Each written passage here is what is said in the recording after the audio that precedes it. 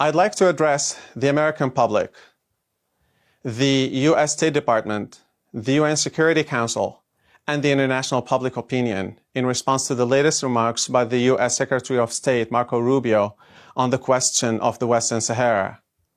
My name is Moulay Hassan. I am Sahrawi myself from the disputed territory. Though I only speak on my own behalf here, I strongly believe that I am representative of the vast majority of the Sahrawis. I want you to know that the conflict in my region has never been about Moroccan identity as much as it was about political and ideological affiliations and bias.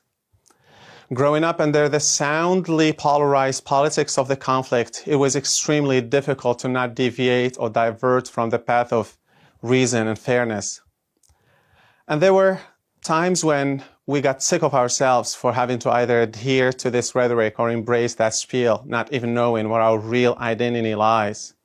Something we were, of course, able to figure out on our own later on, growing up and learning, studying history and learning about the strong ties bonding Morocco with the Sahara, further legitimizing Morocco's claims.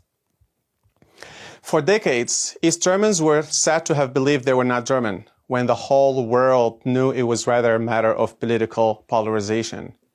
And thus I believe that if the international community and the regional players in the neighborhood are to provide adequate conditions and environment, the Sahrawis, all the Sahrawis, will definitely reunite with Morocco, and Morocco will surely reunite with the entire Sahara.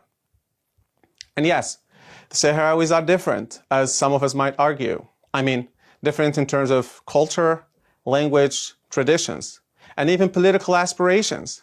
Yet we have always been an extension to the same political identity historically, which is that of the then Moroccan Sultanate, now Kingdom of Morocco.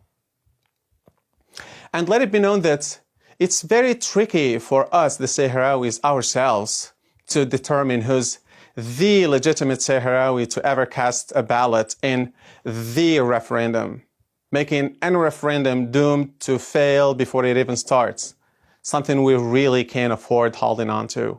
And since Morocco has put forward a very ambitious, comprehensive proposal of autonomy, I believe that our political aspirations are being validated and our cultural particularity is being preserved there within. My dear father has passed away, and so did my beloved grandma and 3 of my siblings, before cherishing a long-lasting peace and prosperity of the post-conflict era. So please, let's give this a shot when we still can.